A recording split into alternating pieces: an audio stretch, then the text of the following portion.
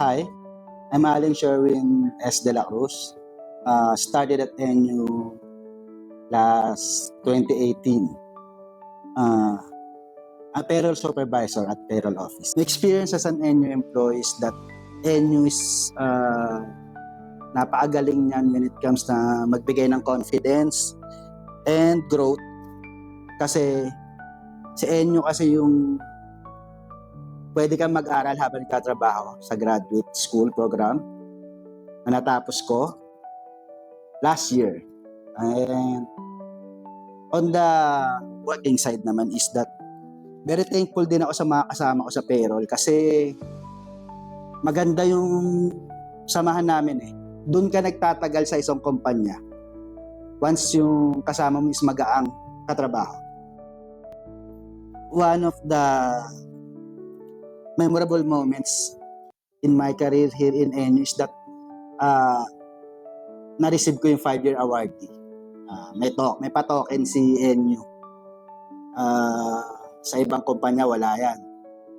Kaya yun yung maganda rin dito kay NU.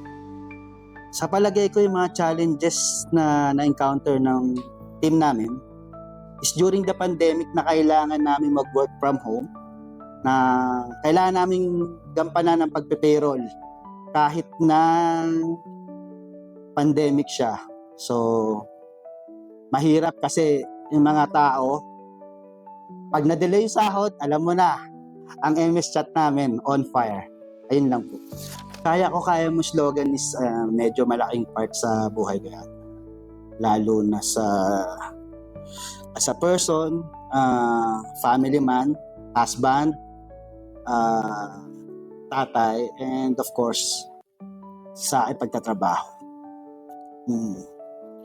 Many kasi nakatulad ko is will dwell na lang sa kanilang disability. Like, ganito lang ako hindi ko na kayang hanggang dito na lang kakayanin ko sa buhay. Pero pag may pamilya ka at may trabaho ka, sila yung hugutan mo na lakas para magpatuloy sa pagtatrabaho. What keeps me moving forward, syempre yung family ko.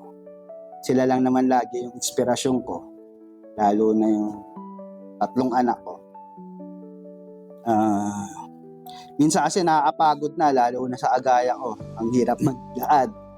Pero at the end of the day kasi, once na nakikita mo silang na-achieve nila yung pag-aaral nila, umuwi akong naangiti yung 3 years old ko, medyo nawawala yung pagod. You can always count the blessings kasi lagi para yung negativity napapalitan ng positivity. Kaya ko nga di kaya nyo rin.